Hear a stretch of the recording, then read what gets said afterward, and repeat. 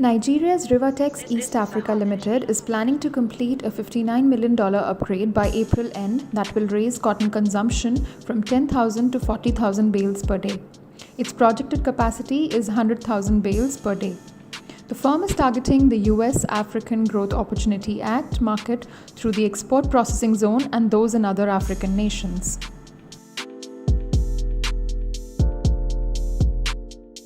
Vietnamese exporters of garments, textiles and leather shoes foresee Canada as a perfect destination because of the comprehensive and progressive agreement for Trans-Pacific Partnership experts their field.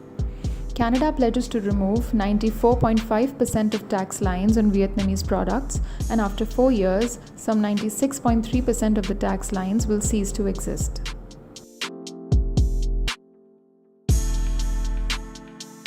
Expressing concern over the plan to terminate India's generalized system of preferences status, 25 US trade associations have sent a letter to the US Trade Representative urging it to extend talks to reach a mutually agreeable solution. They fear the step in the middle of the Indian elections will not achieve its intended goal for applying pressure for reform.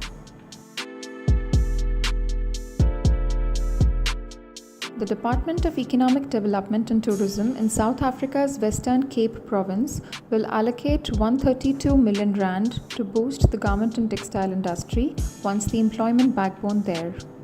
The province, once well known for apparel and textiles, wants to rebuild the industry, said Provincial Minister for Economic Opportunities, Beverly Schaffer. The Office of the US Trade Representative, USTR, recently started the process to identify European Union products on which additional duties may be slapped till the EU lifts subsidies to Airbus that, according to the World Trade Organization, has adversely hit the country. USTR released a list of such EU items, including textiles and apparel, for public comment.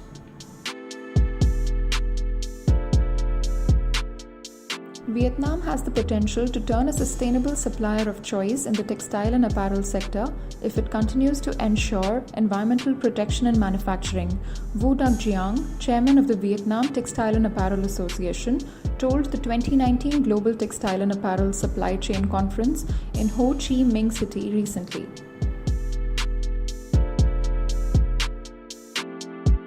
The Bangladesh Textile Mills Association recently demanded reduction in income tax rate from 15% to 12.5% till 2028 and inclusion of yarn and fabric as items exempt from value-added tax as the sale of local yarn and fabric, which are being imported under false declarations and duty-free facilities, has drastically declined.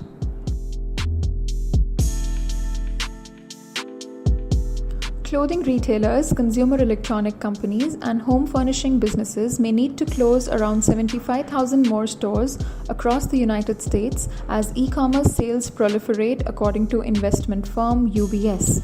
Store rationalization needs to accelerate meaningfully as online penetration continues to rise, UBS said in a recent note to clients.